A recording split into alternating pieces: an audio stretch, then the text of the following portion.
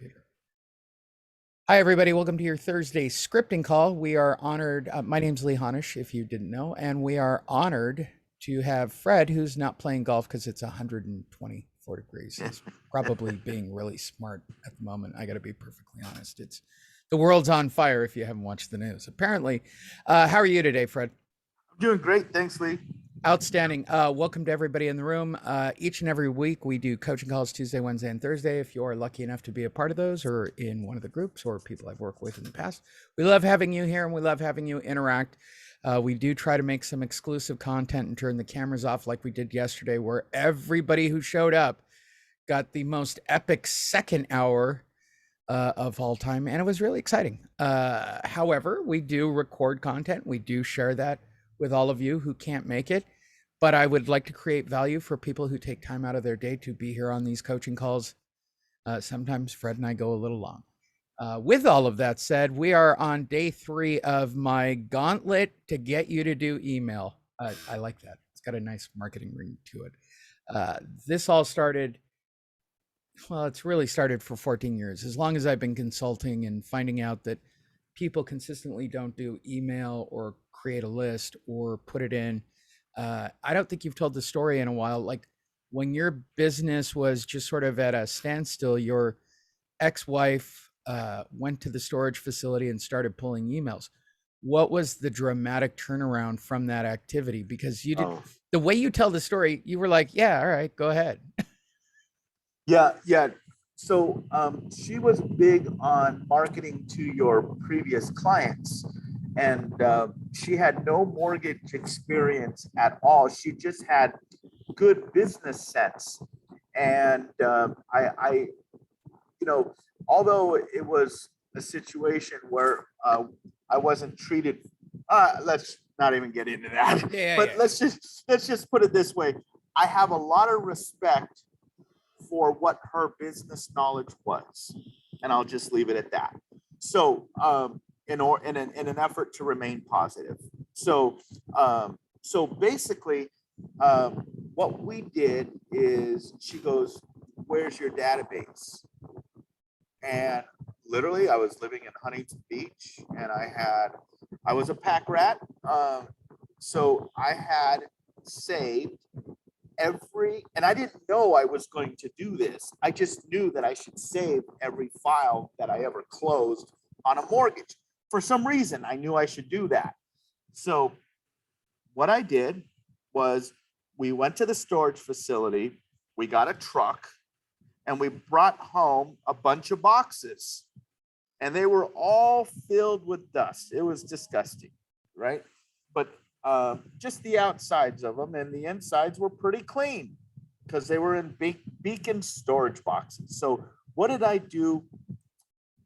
I just initially decided to hire somebody to go into each of the files and write down the names and addresses of everybody that I ever closed a loan with since 1990, because they didn't have email back then in 1990.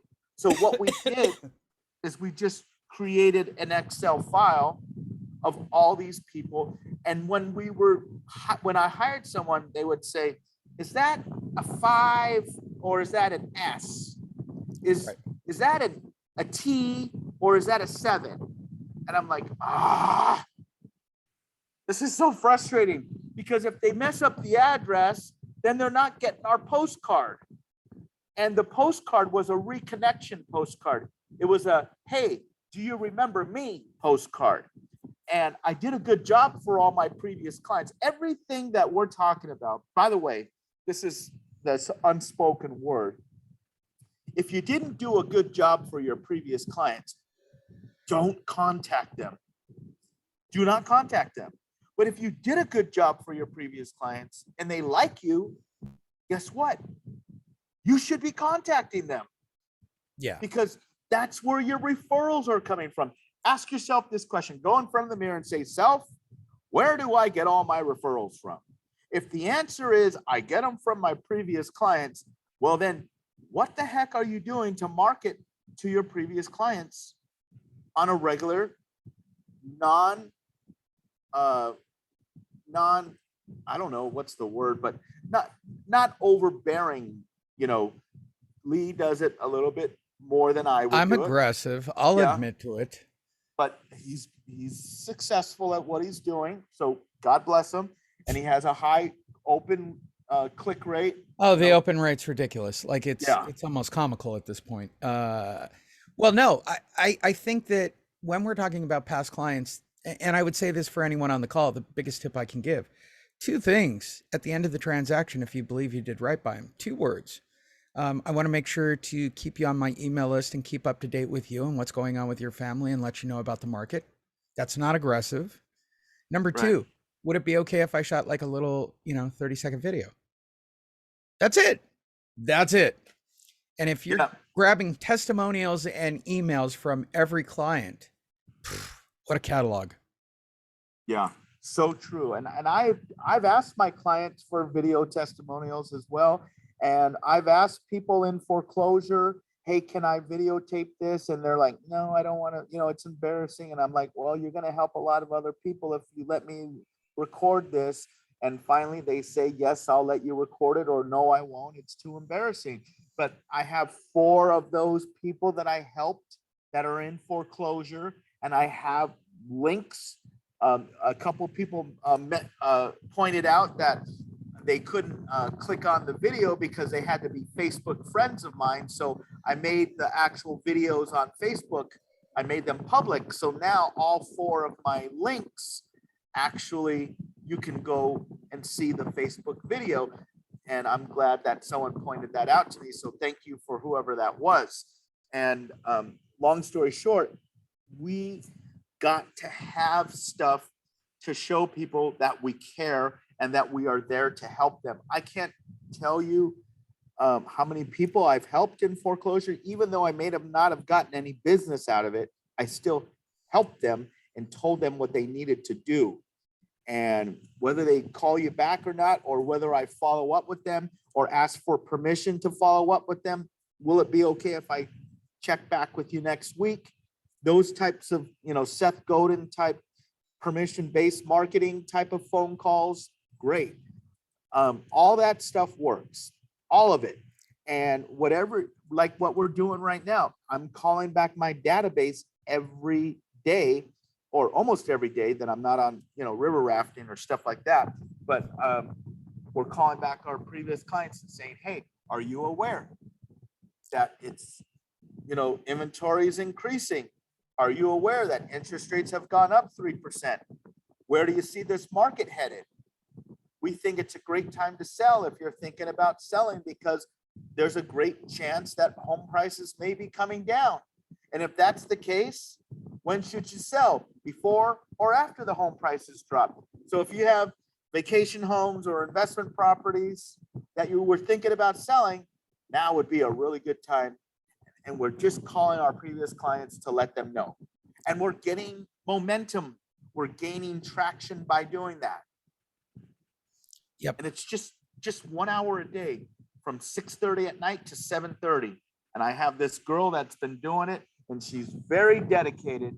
And for anybody else, you should be calling your own previous clients. And if you don't have previous clients to call, just like Judy, just like Ivan, I have thousands and thousands of people to call. So you can certainly call some of my previous clients if you're interested.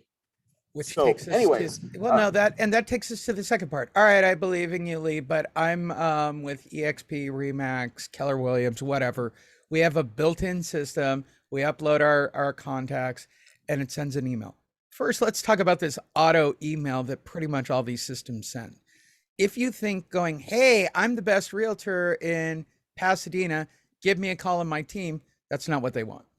The other one that I see pretty consistently is what I call the St. Patrick's model, where on the holidays it cranks out this pre-cut, hey, it's St. Patrick's Day and give me a call. Like the messages don't ever seem to line up to the holiday, with all due respect, or buying a third party that does that kind of work on an automated basis. Uh, they don't convert. They don't have open rates. Like they're I can't say this across the board, but it is my experience, especially with third party auto email companies for real estate people. They dramatically, um, I don't want to say lie because that's slanderous. What's the word? Exaggerate their open and their click rates of what those emails will do. It is my personal experience that nobody will take action on a straight ad. I do believe, on the other hand, it's about engagement rate, right? Like, so watching the video, being updated about the news. People who shoot red know this about me. It's not a sales pitch. We're just talking about the market at that moment, snapshotting, and I try to keep it fairly evergreen to the next few weeks so that it keeps going, so that it can keep being used, so it can keep being reposted, that it can, have some life. And by the way, for everybody in the chat bar, I put up the 2 articles from yesterday, which takes us to the third, like the next part of this. It's really not that difficult to say, take the Atom Data article, take a couple of paragraphs, right? You can use MailChimp 100%. It's free up to 2,000, and I think you're allowed a couple of emails per month based on that. So let's talk about that just for a second. MailChimp allows you to send out to 2,000 people up to 6 times a month, 12,000 emails times 2,000, 6 times 2,000 contacts. You can reach them, you can get basically 12,000 emails out per month for free. 100% for free. That's incredible. I'm going to say this because it's important, because I've used MailChimp in the past. Their delivery rate isn't as high as other providers, and you need to be aware of this. And secondly, this is another really important one, because I've been cleaning email lists of people. Let's just say you've got a list of 240 or 50 names, and 40 of those are bad email addresses. MailChimp's going to lock you out for bouncing 40 emails. Like, there's a lot more to email than what it actually appears to be. So you have to be aware of it. That's why I use Constant Contact. And for 2,000 contacts added to your list per month, it's a couple $100 per month added onto your account. Or I think you start at 300 at 2,000, which is why there's a link. $500 for 3 months, because I have a corporate account, is a great deal for you guys. And you're getting an email out once a week. And I scrub your list, which has to be done. That's important. I want my message. You get to a 68% open rate by getting your info delivered. Like, I'm beyond the industry standard. And it's because I create content, right? Nobody's opting out. Nobody's clicking spam. They're opening, they're looking, and I am top of mind.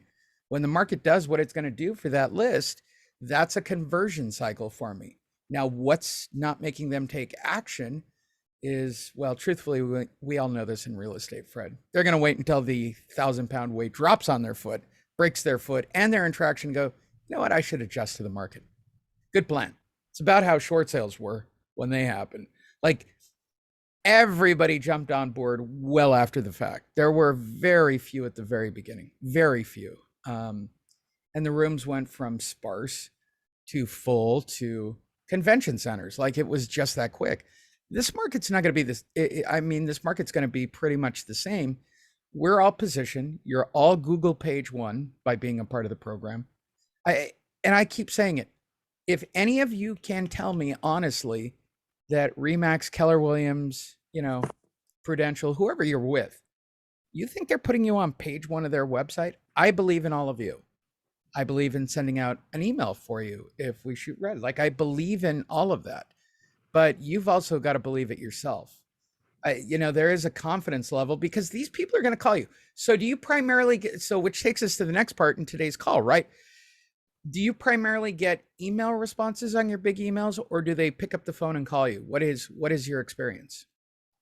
My best is, to be perfectly honest, if I send a message out to one of my previous clients, I get the best response is by text, believe it or not. But it can't be like a blanket text. It has to be a text specifically to them saying, hey, Frank, how's it going?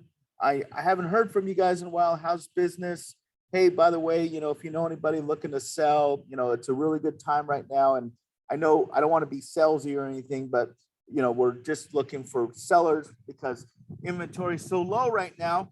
And then and then my client texted me back this morning and he goes, well, Fred, I had a bunch of my friends buy, but nothing about selling. And he goes, but I said, well, buyers are important too in this market because the market's shifting. So buyers are going to become more and more valuable here in the next few months, especially towards the end of the year, because the more they raise interest rates, which is going to happen on the 26th and 27th, which is in 5 or 6 days, the more they raise interest rates, the more and more valuable the buyers are going to become because there's going to be less, it's going to take longer to sell your home. That's the bottom line, when they start raising interest rates.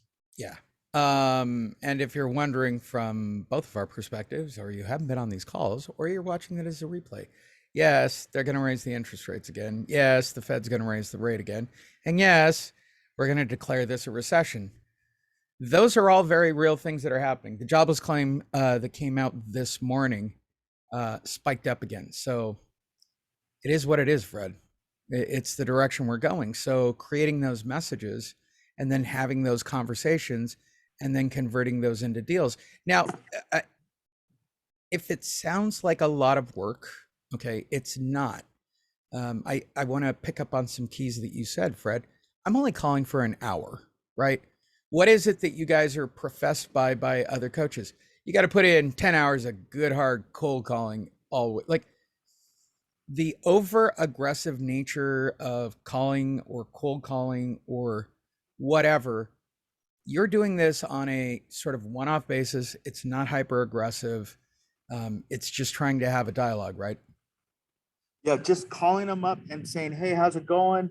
And I'll just, this is what I say when I call them up. Hi, this is Fred. I'm calling from Solomon Financial. We did a loan in for you in the past. And as you know, we're also a real estate company. So we're just calling our previous clients, letting them know that, inventory is really low right now. So if you were thinking about selling, now is a really good time, especially if you have a vacation home or investment property. And if you have any friends or family that are looking to do that, can you pass along my name and phone number to them? And that's it. That's it. So I'm going to give some exclusive content to the people who showed up here, who I'm sure are loading up questions right now. If you have any questions or want to know about me doing your email marketing, I'm sure you're seeing this as an email or a replay. Click the link, sign up for anybody in the group. Number 2, if you'd like to get a hold of Fred, how do they get a hold of you, Fred? Well, it'll probably be a link in the email that goes out, but go ahead. 714-403-7334, 714-403-7334. The most amusing part of sending out that email from yesterday was the first person who clicked on a link was Fred to make sure his email address was correct. And since I didn't get a response from him, I got it correct when I sent that email out. So I'm I wanted to see what happened when that's funny. That's amazing that you even know that I clicked on it. I know everything. It's my job. Lee tracks this stuff. And yesterday he was asking me, or 2 days ago, he was asking me, what's my open rate? And I'm like, I don't care. And I'm like, let's just say if I wasn't getting any phone calls, I would care.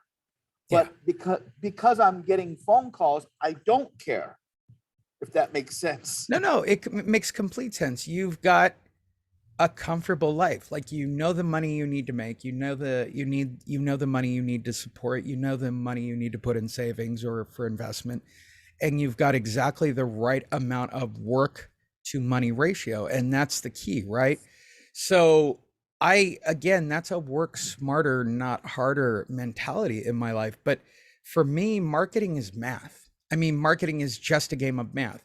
If I know the people who open, I know the percentage of people who click, and I know how many of those have to happen for, let's just say, for people who want to join the coaching program, then that means I need to replicate that to completely create a drip source. It's no different to getting a listing.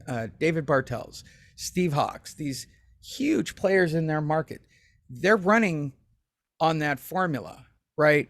Anybody who comes in is a lead. I was just having this discussion the other day of everyone is a lead. Everyone until they opt out. And if they opt out, you know how they feel about you. I mean, that's kind of my attitude. I'm personally waiting for everybody to start showing up at events or Zoom events going, remember when I sent you the crappy email a year ago saying the market wasn't going to go sideways? It happens to me. I don't get mad about it. Uh, at the time, I was probably pretty mad, but I, it's really hard when you're talking about distressed marketing in a positive market. And that positive market wasn't that long ago. This isn't like the It was news. March. It Oh was my, March. the hilarious part of this is watching the news going, the market's taken a dramatic turnaround. No, it didn't. It was obvious. Like it was obvious to watch it all play out from 1 year ago today to where we are right now, right? The way the media is portraying this, like, oh, we didn't see this coming. Wells Fargo did, Zillow did, Compass did, Redfin did. All the home builders kind of figured it out. Why is it shocking for you? Because it's just now news. And that's what people hear. Oh, now it's dramatic and it's happening. And that's what, gets people to take the next action. Your job is to explain the history of it and give them some background and give them comfort. This is a scary market with recessions. I just watched a piece on California. Like they're talking about losing 2,000 trucks because of legislation they just passed to turn them into gig workers. And so we're, I don't want to buy into the conspiracy. Clearly, it looks like we don't want people driving gasoline vehicles, including trucks, and we're prepared to destroy the supply chain. And again, I'll say it sounds a little conspiratorial, but boy, it's starting to look like it, Fred. Oh my God, yes it is. And that's to me why I don't think the government's doing too much about these raising gas prices, even though they have come down about $1 in the last 30 days or so. So who knows? Maybe there's just a lot of negative feedback regarding that issue. And so the government is just saying, okay, well, we'll put a little sprinkle on top of the ice cream to make it taste a little bit better. But by the way, we're not going to be doing much about this and we're going green. So we're going to keep these gas prices high enough to encourage people on their next vehicle purchase to go green. And that's what I think. Yeah, personally, I know this is going to be a controversial sentence and I'm recording it. It'll probably get me an email. Hey, look, I think it's already too late to fix global warming. I personally don't think it matters anymore. Now that I know that like is it Lake Mead that's like dropping like 500 feet every other day or something crazy out in, it's crazy, and the heat waves are crazy, and crime is on the rise. San Francisco's having a horrible thing with graffiti where owners are fed up. I myself am incredibly fed up with San Diego and what they care about and what they don't care about. And this is why you wind up in Austin or Florida, and I completely get it at this point. And it's important to note that it's your job as an advocate or as a trusted advisor. Let's use the word correctly, trusted advisor. You've got to comfort these people, right? And you want them to use you again if they want to move to, say, Iowa. I'm betting Deadpool on Mead by October next year. I can't believe the rate the thing is draining at. Like, I just watched a piece on it. It was shocking to me. Like, somebody pulled a plug on the bathtub. It's draining so fast. That's a problem. We got a drought. Water's going to be a thing. And those have got to be addressed. Somebody wants to move out of California. Like they have, did anyone see this? This is crazy. They've got water police in California. So if you're overusing water, you can have somebody show up and stop you and arrest you, or I don't think arrest you, but they can cite you for overuse. $500 to $1,000 a day. My parents at their house had to let all their flowers that they planted die, and then the gardeners had to take them out because they can only water on certain days, and those plants needed more water than that, so they all died. So whatever they spent on, making their yard pretty was, out the drain, out the door, because they can't water the plants as much as they would like. Yeah, and this is being talked about on Colbert and Seth Meyers and Kimmel and all the late night guys, and everyone's hearing those messages because they're making jokes about it and they're very real. And to Jim Cooper's point, and what happens to the market here when people wake up and they're going to run out of water and power? Yeah, yeah, it's really a thing, isn't it? We're in a heat wave for a lot of you. San Diego seems to be immune. It's like 72 again today. It's been very pleasant, but I mean, it becomes very serious, right? And that's why guys like Michael Burry say everything bubble. Between that recession, like, this is the long hot summer. This is going to be a really rough second half of the year. And the fact that the media and is putting such a heavy spin on, look at the dramatic turnaround in the market. And I mean, that's really their jam it message on both the left and the right side of media perspective. It's making its way into Reuters. It's making its way into, international versions of media. Like, every country, every major country is facing a recession. That's not a good thing at this moment. And on top of it, we've got massive supply chain issues. We've got massive, the market's just completely priced out of itself. It's complete. This is go live with your mom in the basement moment. Sell your house, take your money, stick it under your mattress, and go live with your mom in the basement. And I would fault nobody at that logic to sit around and wait for the numbers to come back down.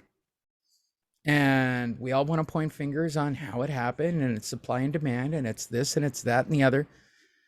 Okay, look, when you give out money for free, 3%, I think we were down to 2.8 at one of the lowest points, Fred, if I'm not mistaken, interest rate wise. Oh my God. On a 15-year, you could get like 1.75 at no cost. Yeah, that's crazy. That's crazy. It was, I mean, free money practically.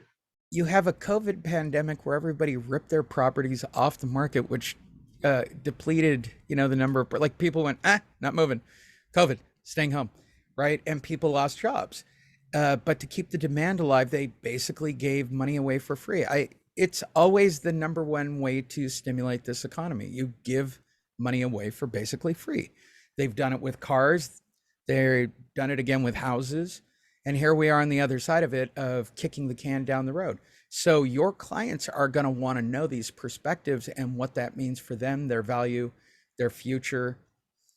I mean, there are a lot of people who are going to miss out on a lot of equity just because I don't want to move. Okay. I have these conversations with my clients every day.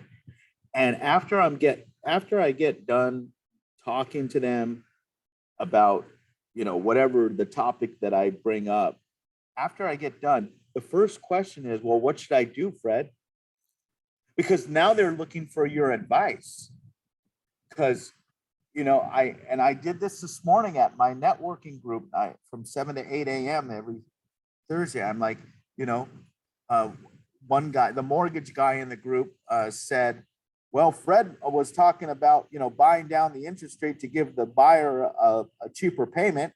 And then the CPA was saying, if your capital gains are above $500,000, you're going to be paying capital gains on that. And we got to figure out how much you're going to have to pay. And then the other realtor said, who was in the group, get an adjustable. And so we had all these three different, perspectives coming at these people. And if I was an average intelligent human being and I was listening to three different perspectives about the same darn topic, like, my question I would scratch my head and say, what do you recommend? Right? That's what I would do. So what I always recommend to the buyers is, the first question I ask them, are you paying cash? I know I've said this many times, but there's probably a few new people on the call. Are you paying cash? No, you're not paying cash? Well, then you should finance it before the rates go up. If the rates do go up, and if they come back down, you can always refinance again, as long as there's enough equity in the property that allows us to do that. And you can do it at zero cost, as long as you use my company and as long as you're in California. But if you're in other parts of the country, then I can refer you to people who would do a good job for you, so that way you don't get taken advantage of. So anyways, so that's for buyers. And if they are paying cash, then I tell them, hey, I think price, I ask them, what do you think is happening to home prices? You think they're going up or down? And then I say, well, if you think they're coming down, when should you buy, now or should you wait till prices drop? And they were like, well, we should wait. And I'm like, okay, that's what I would do if I was paying cash. Then from the selling perspective, the question is, they always say, well, what do you think I should do, Fred? And then I ask them, what are you going to do if you buy something? You know, if you sell, where are you going? Oh, I don't know. I would probably buy a more expensive home. All right. I don't know. You know, let's evaluate this, and then I can get into a whole conversation about evaluating that. And then the next question, that if they're downsizing, I think it's a great time to sell, because you're selling at a higher price and you're buying at a lower price. And even though maybe you should wait a couple years before you buy, if you were going to pay cash for the new house, what I did is I analyzed what would the rent payment be to live in a comparable home to the one that they would like to buy. And then I said, if it's $4,000 a month, the rent, and that's $48,000 a year, and you got to wait 2 years, you're going to spend $96,000 in rent. So we kind of look at the numbers together, and I analyze it. And then after we're done analyzing it, then it all comes down to a trigger situation. And the trigger situation is, my daughter's going to college in Utah. My son is selling the house because he's got a job in a different city or a different state, you know. And then everything that I tell them that makes all the sense in the world goes flying out the window, because it's a trigger situation, and it doesn't matter anything that I just said, but they appreciate the info. And you're top of mind. Really the key again, top of mind. I sound like a broken record, but top of mind. If you're not keeping the relationship alive, Fred, you wouldn't be able to have these conversations at all. Right. But that's how I stay in touch with them, is I stay in touch with them through email marketing. I stay in touch with them on my Facebook friends on Facebook. And then I upload all my emails to my Facebook business page. And then Facebook matches up all the emails to their Facebook pages. And then I can get my message as a sponsored ad out to my custom list, which is my previous clients, for 4 cents an impression. And I'll put a video up there, or some type of, marketing, my Hawaii offer, my fix and flip off, fix your home up while, and participate in the profits. I have a couple different offers that I throw out there on my Facebook business page. And that's how I generate all my business today. I don't even have to go on the radio anymore. I just get business from all my previous clients. That's how I do it. And if I was really desperate for business, the next thing I would do, and you don't have to be desperate to do this, I would go out and do monster tagging, because I think there's opportunities there too right now. So that's where request your stuff. We got you guys a brand new call center, lee@honors.io. Let Lori know what areas you guys need. I believe she's up to date on all of them last time I checked, so we have no problems there. And I know it works, even though some of the people didn't like the leads that came back based on the data. We have to deal with the data we have to deal with on the monster system at the moment. And it's just because of the way the information is just coming out weird, right? Like, we've got to deal with the people from, 2019 and 2020. We're not even up to the 22 people that aren't making payments, or the new people that aren't making payments, or God knows whatever else is going on in the world, let alone evictions on renters. There's so much kind of eroding on this market. So for everybody on the call, go ahead and click any of those links if you want to use that information. Please sign up for email marketing and let me do it, at least for you. If you're not going to do it, it's the cheapest, physically the cheapest I could do it. Make sure you get an email out once a week with one of these topics pointed directly at your email. No problem. And lastly, I guarantee on this email that went out with this video, there's information for Fred there. You heard his information during the call. We're going to answer a few questions if anybody's got one in here. But otherwise, have a great weekend.